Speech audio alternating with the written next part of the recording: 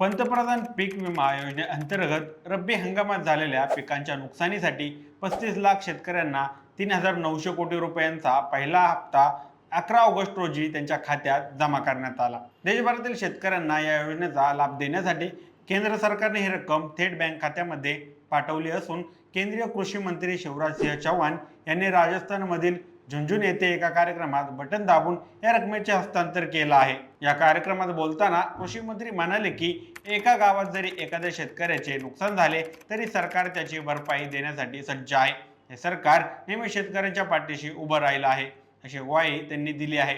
याचबरोबर त्यांनी हेही सांगितलं की लवकरच दुसऱ्या हप्त्याची म्हणजे 7,500 कोटी रुपयांची रक्कम देखील शेतकऱ्यांच्या खात्यात जमा केली जाणार आहे। गेल्या वर्षी रब्बी हंगामाचा विमा शेतकऱ्यांना वेळेवर मिळाला नव्हता, त्यामुळे यावर्षी केंद्र सरकारने तो लवकर देण्याचं आश्वासन दिलं होतं आणि आता त्यानुसार ही रक्कम वितरित देखील करण्यात आली आहे।